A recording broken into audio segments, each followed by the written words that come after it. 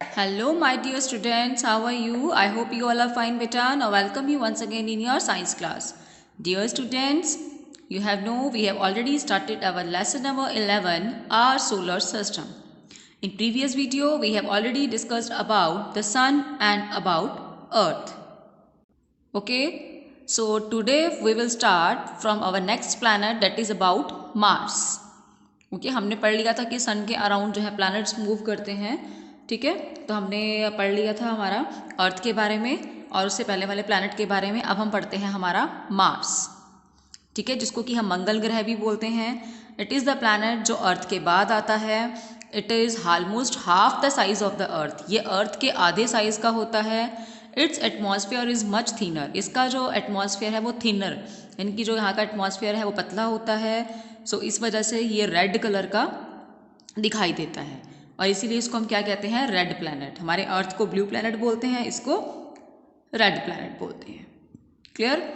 अब कहता है मरकरी, वीनस, मार्स, इन तीनों का स्ट्रक्चर जो है थोड़ा थोड़ा मिलता जुलता है अर्थ से।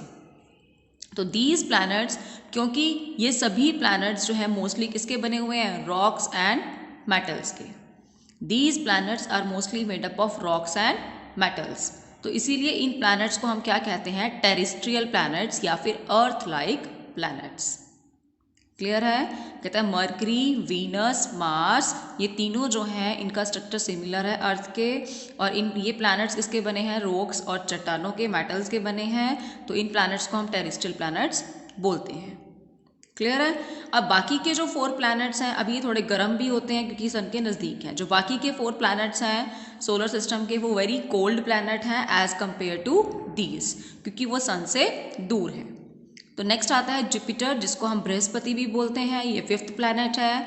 ठीक है, डिस्टेंसेस अगर हम सन से डिस्टेंस काउंट करते हैं तो ये 5th नंबर पे आता है। ये लार्जेस्ट प्लैनेट है हमारा।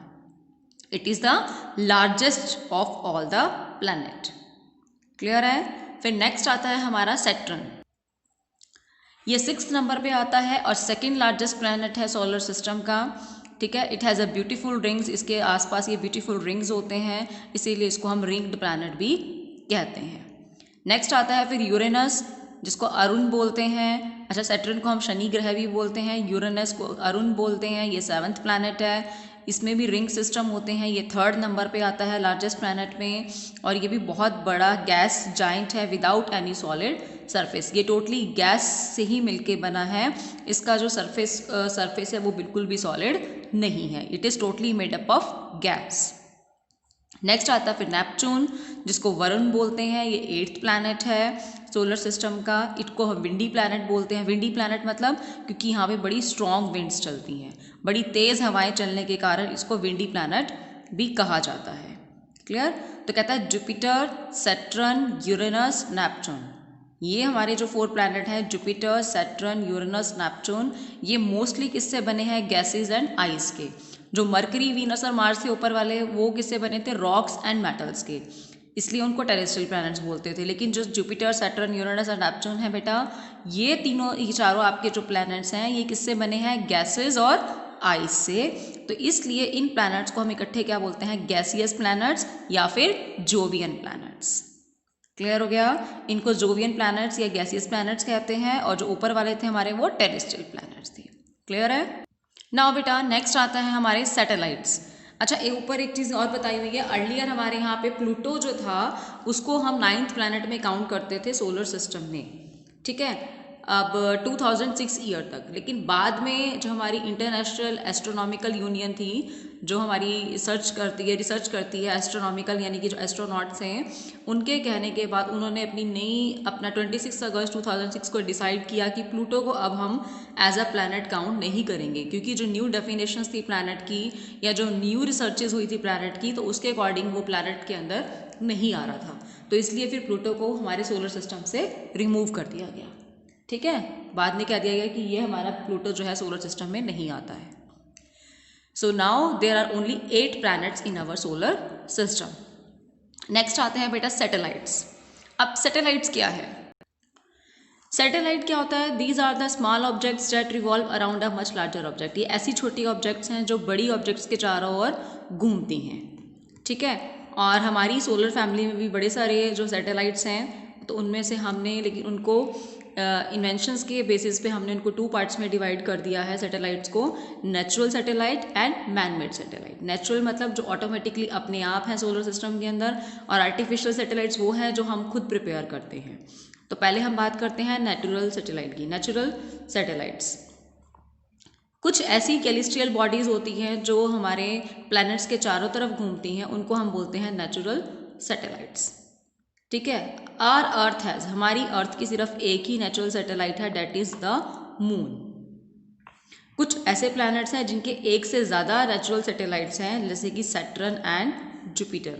उनके बहुत सारे हैं, आपने जीके में पढ़ा था। जुपिटर के होते हैं, 3rd क्लास में है ये, आपको शायद अगर आपको याद हो तो जुपिटर के 67 मून होते हैं।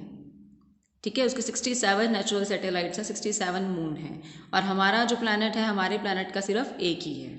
ओके, यस बेटा।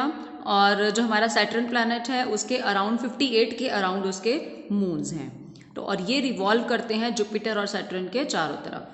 ठीक है, फिर आता है मून के बारे में हम पढ़ रहे हैं। मून जो है वो सबसे हमारा नियरेस्ट पड़ोसी है, जो नेचुरल सैटेलाइट है अर्थ का।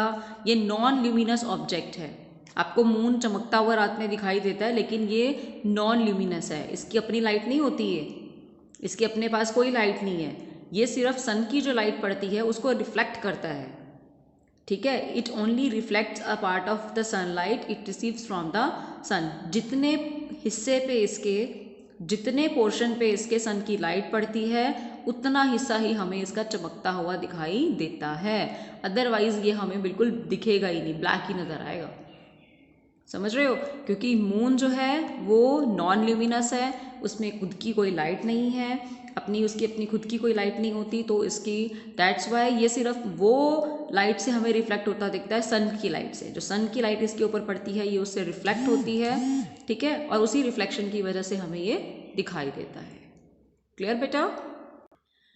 It revolves around the earth in a definite path and takes nearly 20 years to complete one revolution around the earth. अब जो मून है वो अर्थ के अराउंड एक पाथ पे घूमता है, एक ऑर्बिट में घूमता है, और नियरली 28 डेज लगते हैं इसको एक रेवोल्यूशन को कंप्लीट करने में।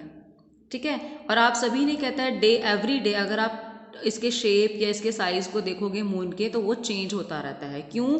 क्योंकि इसकी पोजीशन चेंज होती रहती है। ठीक है, this is because of the changes in the relative position of the earth and the moon with respective to the sun. क्योंकि देखो, अर्थ सन के चारों ओर चक्कर काटती है और मून अर्थ के चारों ओर चक्कर काटता है, तो उनकी पोजीशंस चेंज होती रहती है।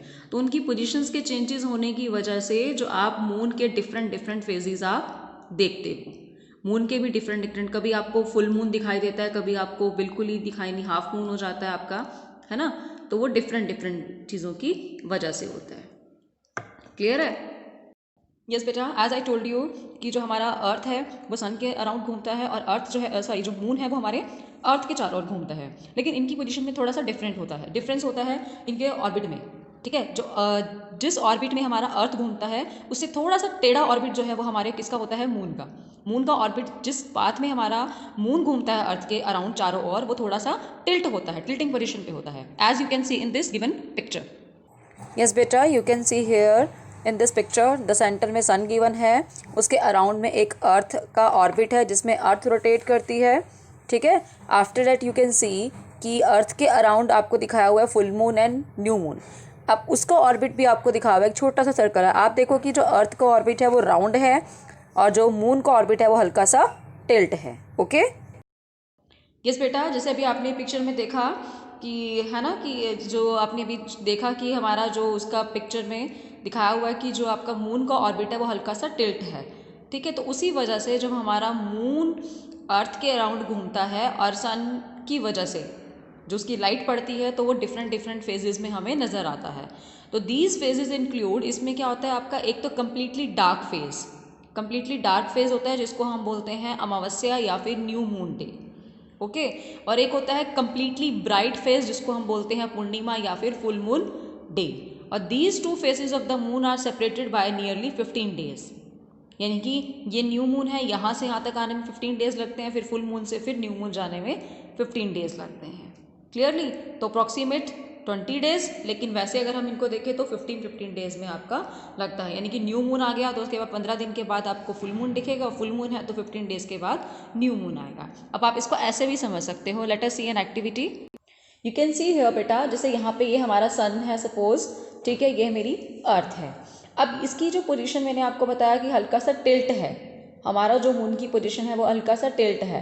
तो जब हमारा सन और अर्थ के बीच में जब मून आता है, ध्यान से देखिए, ये हमारा सन है बेटा, ठीक है, और ये हमारी अर्थ है। इन दोनों के बीच में जब हमारा मून आता है तो वो न्यू मून कहलाता है। यानी कि वो कम्प्लीटली डार्क हो जाता है, वो हमें नज़र नहीं आता। क्यों नज़र नहीं आता? देखो, वैसे तो इसके ऊपर सन की पूरी लाइट पड़ती है, ठीक है, लेकिन सन के जिस हिस्से में लाइट पड़ती है, मून के जिस पार्ट में लाइट पड़ रही होती है, वो हमारी अर्थ से दूर हो जाता है। वो अर्थ से दूर होता है तो वो हमें नज़र नहीं आता। जैसे अर्थ के जिस हिस्से में सन की लाइट पड़ती है वहाँ पे दिन होता है, दूसरे हिस्से में नाइट होती है। तो इन अ सेम वे मून का वो पार्ट जिसमें लाइट पड़ रही है सन की, वो हमारी अर्थ से हमें दिखाई नहीं देता है। तो ये देखो, सन और अर्थ के बीच में, वैसे तो अगर हम कहें कि इसके ऊपर पूरी लाइट पड़नी चाहिए, पूरा दिखना चाहिए, हमें फुल मून यहाँ पे होना चाहिए, लेकिन क्योंकि इसका ऑर्बिट टेढ़ा है थोड़ा सा, इस वजह से जब हमारी अर्थ से हम लोग मून को देखते हैं तो अर्थ का हमें सिर्फ हमारे मून अर्थ से हमें मून का सिर्फ वही पार्ट दिखता है जिसमें सन की लाइट नहीं पड़ रही होती। ओके, और जिस पार्ट में सन की लाइट होती है वो हमें विजिबल नहीं होता। अंडरस्टूड? इसलिए यहाँ पे न्यू मून डे है। जब न्यू मून है तो वो अर्थ और हमारे सन के बीच में होता है। क्लियर? उसके बाद फिर जैसे जैसे ये थोड़ा अपने ऑर्बिट में घूमेगा तो इसकी पोजीशन चेंज होती रहती है। इधर आ गया तो देखो हाफ मून आपको दिखाई देगा, हाफ पे इसकी लाइट पड़ रही है। फिर इधर आ गया, अब ये जब अर्थ के पीछे आ जाता है, क्योंकि मैंने आपको बताया कि हमारे अर्थ जो मून का ऑर्बिट है वो टिल्टेड पोजीशन में है ना। तो टिल्टेड पोजीशन की होने की वजह से जब ये अर्थ के इस तरफ आता है तो इस पे सन की पूरी लाइट पड़ती है और ये हमें पूरा दिखाई देता है। लाइट तो यहाँ पे भी पूरी पड़ रही थी, लेकिन हमें हमारी अर्थ से सिर्फ वही हिस्सा दिखता है जिस पे लाइट नहीं पड़ती, इसलिए हम उसको न्यू मून बोलते हैं। लेकिन जब फुल मून की बात करते हैं तो उस टाइम पे इसकी पोजीशन ऐसी होती है कि जब सन की लाइट इस पे पड़ती है तो ये हमें पूरा वो वाला हिस्सा दिखाई देता है जिसपे आपकी सन की लाइट रिफ्लेक्ट हो रही है। अर्थ से हमें वो हिस्सा नज़र आता है जहाँ पे पूरी लाइट पड़ रही है, ठीक है, जबकि वो हिस्सा हमें नज़र नहीं आता जहाँ पे लाइट नहीं पड़ रही है। तो उस हिस्से को हम बोलते हैं full moon. Clear? After that फिर से वही पोजीशन चेंज हुई तो हाफ हो गया, फिर ये बिल्कुल हाफ हो गया, और यही जो आपका साइकिल है चलता रहता है। इसी को हम बोलते हैं फेजेस ऑफ मून। क्लियर हो गया? ओके बेटा। सो नेक्स्ट आता है हमारा आर्टिफिशियल सैटेलाइट्स। ये मैन मेड बनी होती हैं जो हम लोग बनाते हैं, ठीक है। ये हमारे अर्थ के चारों ओर रिवॉल्व करती हैं जैसे कि हमारा मून करता है, और ये अलग अलग टास्क परफॉर्म करती हैं। क्या टास्क परफॉर्म करती हैं? ये रेडियो वेव्स को ट्रांसपोर्ट करती हैं, हमारी जो टेलीफोन वेव्स हैं, टेलीविज़न की जो वेव्स हैं उनको ट्रांसमिट करती हैं, वेदर फोरकास्टिंग में हेल्प करती हैं। ये ऊपर से सारा हमें डाटा हम इनसे फोरकास्ट करते हैं, ठीक है। रिमोट सेंसिंग के ज़रिए आर्टिफिशियल सैटेलाइट्स जो हैं सारी की सारी इन्फॉर्मेशन कलेक्ट करती हैं दूसरे प्लैनेट्स के बारे में, स्टार्स के बारे में, और वो फिर हमें सेंड करती हैं। वेदर फोरकास्टिंग जो होती है, जैसे आपको पता लग जाता है, मौसम विभाग जो है वेदर फोरकास्टिंग जो मौसम है वो हमें पहले इन्फॉर्मेशन दे देता है कि हाँ जी बारिश आने वाली है, आने वाले दिनों में ये होने वाला है। तो वो हम सब इन्फॉर्मेशन लेते हैं हमारी इन्हीं सैटेलाइट्स के थ्रू। क्लियर है? तो कहता है आर्टिफिशियल सैटेलाइट्स को यूज़, सबसे पहले जो इंडिया की फर्स्ट सैटेलाइट थी उसका नाम था आर्यभट्टा, इन 1975 में बनाई थी हमने, ठीक है। अब तक इंडिया लॉन्च कर चुका है 74 satellites, and day by day हम और भी अटैम्प्ट्स कर रहे हैं, और फर्स्ट अटैम्प्ट हुआ था हमारा 1975 में। रोहिणी, एप्पल, इनसेट, आउटसेट, कैटोसैट, IMS-1, चंद्रयान-1, GS-80-1, Jugnu, SARAL, these are the some names of Indian satellites. Clear है? उसके बाद डू यू नो में कहता है कि the satellites that now it's make it possible to have a live view of an event. अब इन्हीं सैटेलाइट्स की वजह से ही आप कोई वर्ल्ड के किसी भी कोने में जब कोई इवेंट हो रही होती है आप उसको घर बैठे लाइव देख सकते हो। हाउ? इन्हीं सैटेलाइट्स की हेल्प से, है ना। ये स्पेशल सैटेलाइट्स होती हैं, इन्हीं की हेल्प से आप वर्ल्ड के किसी भी कोने में अगर कोई इवेंट चल रही है तो आप उसको अपने घर बैठे देख सकते हो। They take as much time to complete one orbit around the earth as the time taken by the earth to complete one rotation on its axis. इसका मतलब क्या है? कहता है they take as much time, वो उतना time नहीं लेती जितना कि हमारी अर्थ लेती है एक रोटेशन को कंप्लीट करने में। और साइंटिस्ट ने इनको क्या नाम दिया है, जियो स्टेशनरी सैटेलाइट्स। ठीक है, they take as much time to complete one orbit around the earth as the time taken by earth, कि जितना टाइम हमारी अर्थ लेती है एक रोटेशन को कंप्लीट करने में अपने एक्सिस पे, वो उतना टाइम नहीं लेती हैं। तो डेट्स वाई वो एक, हमें ऐसा लगता है कि वो एक जगह पे स्टेबल है, तो इनको हमने नाम दे दिया geostationary satellites. So dear student, this is all about your chapter बेटा। आई थिंक अब आपको टॉपिक क्लियर हो गया होगा, but still if you have any doubt so you can ask me. Thank you dear kids.